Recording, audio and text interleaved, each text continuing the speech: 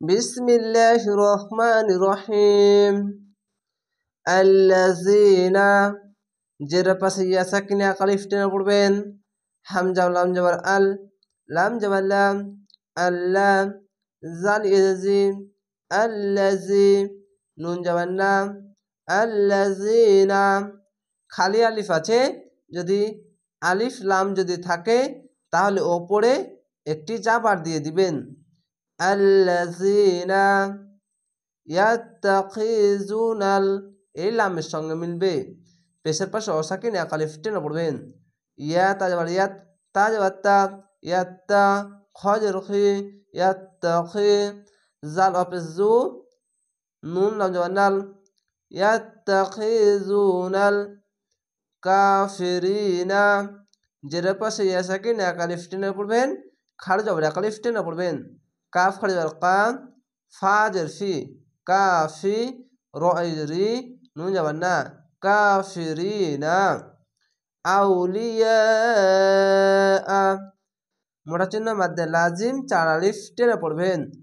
হামজা অজবর আও, লাম জেলি, আউলি, ইয়া আলি জবর ইয়া, হামজা জবর আ, আউলিয়া।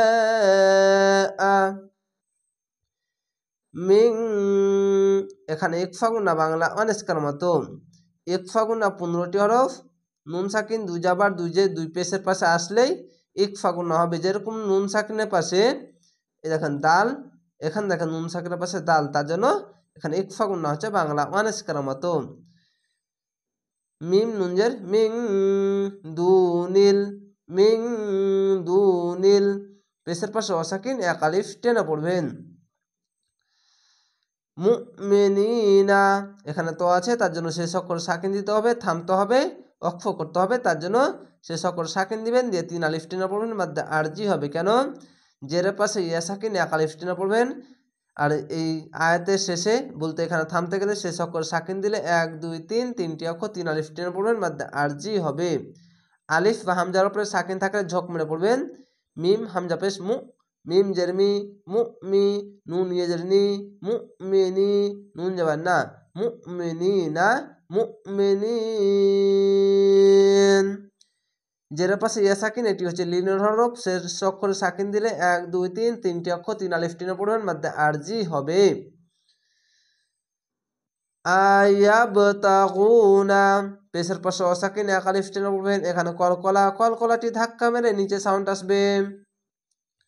হামজা যাবার আ, আলিফকে হামজা পড়বেন। আলিফের ওপর নিচে যে যাবার পেশ বা যে কোন জিনিস আসলে আলিফকে হামজা পড়বেন।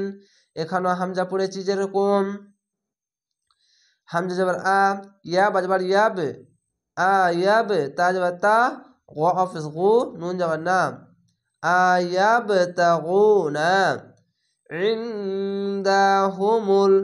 এখানে ইকফা গুনা বাংলা আনিস্কার মতো। নুন সাকিনের পাশে দাল, এখানে দেখেন নুন সাকিনের পাশে দাল, তার জন্য এখানে ইকফা গুন্না হচ্ছে বাংলা আনিস্কার মতো। আইনটিকে মোটা করে গলা চিপে উঠবেন।